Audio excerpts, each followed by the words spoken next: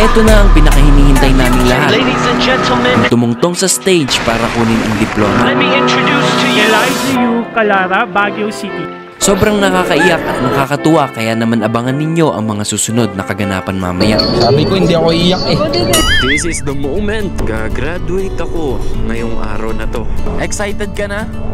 Ako din. Ito na yung it's time. Yung gising ko kanina guys, 4 AM. Ewan ko kung bakit. Gusto ko pa umidlip pero gising na gising yung diwa ko. Siguro dahil excited na rin ako kaya ganun. Pagkarating namin sa school, nagpicture muna kami. At nagsimula na yung program. Habang nakapila talagang nakaka-proud. Kasama ko din dito si Papa. Excited ka na? Yes na anak.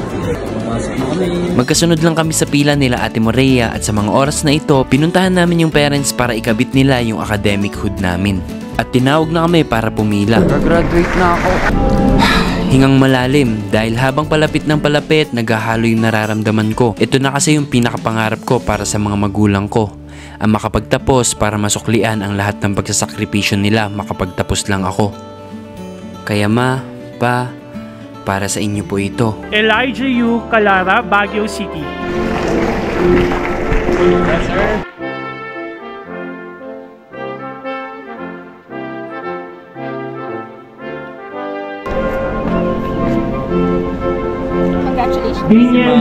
Walang iyak. Wala talaga. Huwag kang iyak, boss ah. Naiyak na ako. Huwag. Walang iyak. Lalaki ako.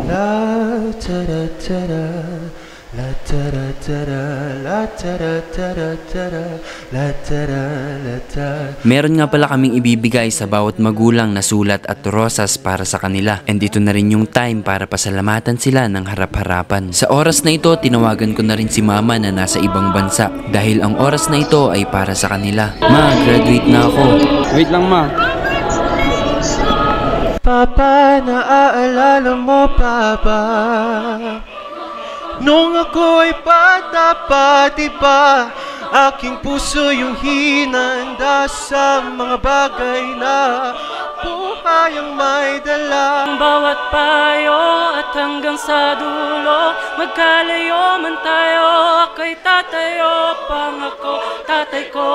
Dahil ikaw ang aking paa, sa tuwing mundo'y gagapang na ang dahilan ng aking paghinga. Kaya mag-alala, ipikit ang iyong matatana, pahinga muna, ako nang ba. Thank you pa. Thank you. Thank you po tito.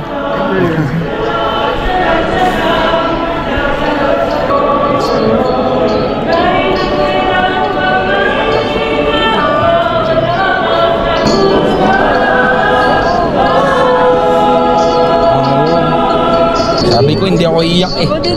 Sabi ako iiyak. Congrats. Babalik na ata kami. Bye-bye. Iba talaga pag para sa magulang, no?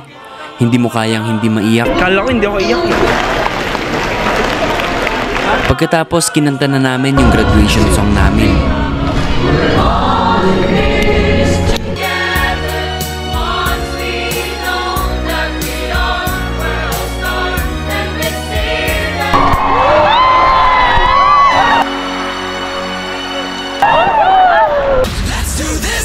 Tapos na. Pagkatapos ng graduation, nagpicture muna kami saglit.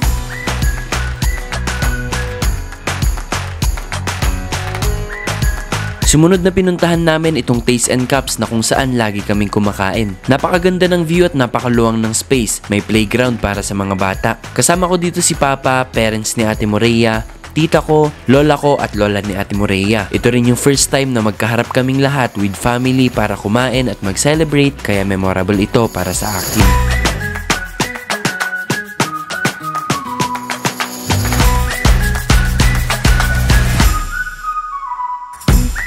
Dito lang yan sa Taste and Cups. Dito sa Longlong, La Trinidad.